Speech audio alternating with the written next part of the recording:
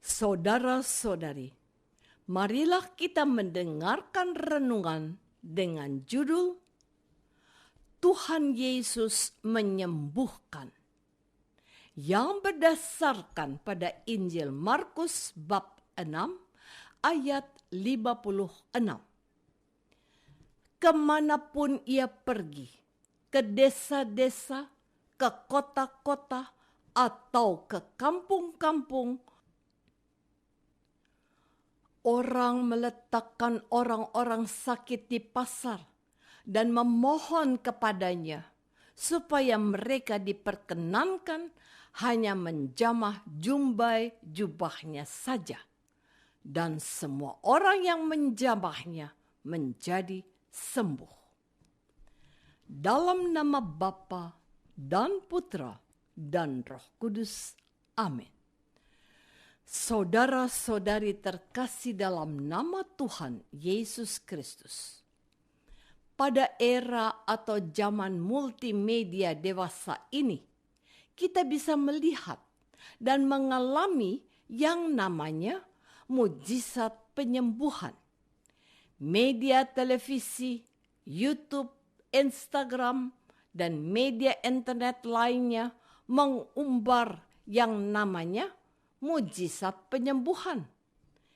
Itu tidak hanya di kalangan Kristen saja, melainkan juga di kalangan orang beriman yang di luar gereja. Namun, yang saya ketahui dengan baik dan coba saya hayati secara benar adalah warisan gereja sebagaimana yang diwartakan oleh Santo Yakobus ini. Kalau ada seorang di antara kamu yang menderita, baiklah ia berdoa. Dan sesudah mengatakan ini, Rasul Yakobus memberikan pendasarannya begini. Doa orang yang benar, bila dengan yakin didoakan, sangat besar kuasanya. Mengamati fenomena mujizat penyembuhan seperti itu, sesungguhnya saya berpendapat, kalau Tuhan mau, maka penyembuhan itu akan terjadi. Bukan karena siapa pelayannya, pastornya, pendetanya, atau orang yang berkata-kata, melainkan karena keyakinan atau iman orang yang rindu untuk disembuhkan, dan dengan itu ia berserah pada Allah akan apa yang terbaik yang pasti bisa dikerjakan Allah yang diimaninya. Saudara-saudari terkasih, itulah yang disaksikan oleh penginjil Markus hari ini. Dan semua orang yang menjamahnya menjadi sembuh. Mereka ini memiliki iman yang sebelumnya sudah diwartakan oleh Markus ketika ia mengisahkan tentang seorang perempuan yang sudah 12 tahun lamanya menderita pendarahan. Wanita itu berkata dalam ketakutannya, asal ku jamah saja jubahnya, aku akan sembuh. Markus menegaskan faktanya. Seketika itu juga berhentilah pendarahannya dan ia merasa bahwa badannya sudah sembuh dari penyakitnya. Keyakinannya lah yang mendatangkan kuasa penyembuhan dari Yesus, bukan karena hal-hal yang lain, juga karena jasa seseorang. Tuhan Yesuslah yang menyembuhkan perempuan itu dan mereka yang dibawa kepada Yesus agar diperkenankan menjamah ujung jubahnya. Tuhan Yesus sendiri berkata kepada para pendengarnya begini, sebab aku berkata kepadamu, sesungguhnya sekiranya kamu mempunyai iman sebesar biji sesawi saja, kamu dapat berkata kepada gunung ini, pindah dari tempat ini ke sana, maka gunung ini akan pindah dan takkan ada yang mustahil bagimu. Itulah kuasa iman. Saudara-saudari terkasih, kita ini sudah percaya kepada Tuhan Yesus. Kita disebut pengikut Tuhan Yesus. Julukan kita orang Kristen. Ternyata tentunya kita bangga menjadi pengikut Tuhan Yesus. Untuk direfleksikan dan menjadi bahan introspeksi diri saya. Seberapa berimannya aku akan kuasa Tuhan Yesus atas hidupku? Pertanyaan ini menguak, menyatakan kenyataan yang selama ini sudah coba kita jalani dan hayati.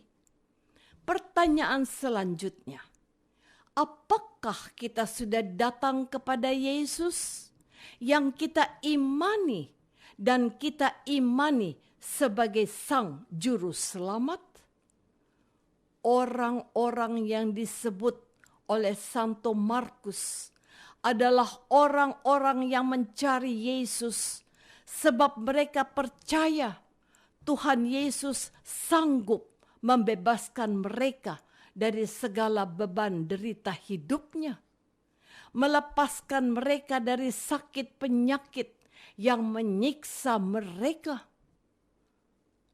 Orang-orang Kristen yang mengaku bahwa Yesus adalah Tuhannya, tidak meluangkan waktu untuk memohon kepada Yesus ketika anaknya sakit, ketika istrinya mendapat kecelakaan, ketika dirinya terbaring lemah.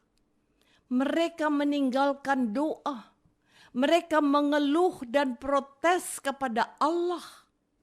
Mengapa kami harus menderita seperti ini, ya Tuhan? Tuhan, Engkau tidak adil kepada kami yang percaya kepadamu. Semoga kita tidak termasuk orang seperti itu. Yang lebih memprihatinkan lagi, ada orang Kristen yang setelah kehilangan harapan akan bantuan petugas medis, mencari orang pintar atau dukun untuk menyelesaikan masalahnya, mencari kesembuhan dari sakitnya. Mereka tidak lagi hanya tidak percaya kepada dokter dan penanganan medis, tetapi mereka juga meninggalkan Tuhan yang selama ini mereka imani. Ada apa denganmu, saudaraku? Saudara-saudari terkasih, hari ini Gereja Kudus memberikan kesaksian tentang bagaimana banyak orang mencari Yesus karena satu keyakinan. Yesus sanggup menyembuhkan penyakit saudara-saudaranya. Kemanapun ia pergi, ke desa-desa, ke kota-kota, atau ke kampung-kampung, orang meletakkan orang-orang sakit di pasar dan memohon kepadanya supaya mereka diperkenankan hanya menjamah jubahnya saja. Dan semua orang yang menjamahnya menjadi sembuh.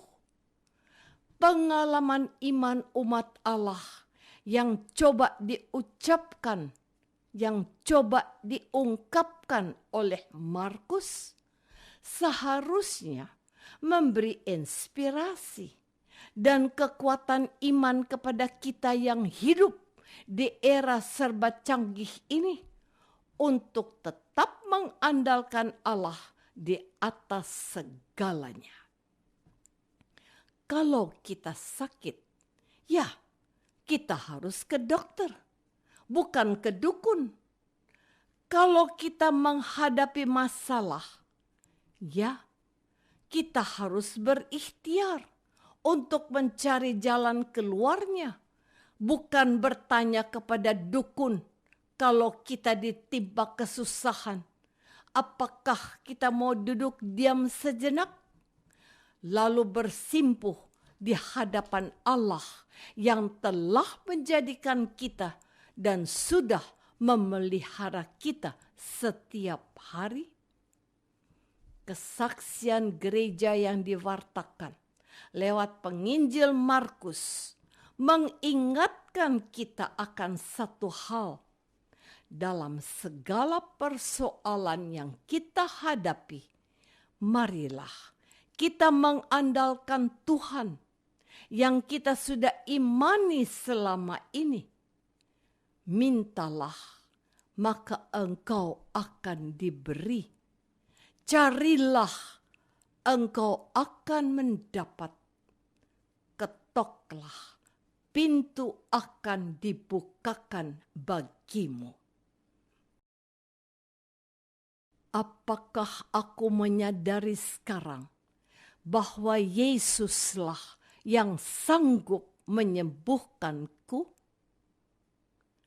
Marilah kita berdoa. Ya Bapa, putramu Yesus dicari orang karena ia sanggup menyembuhkan.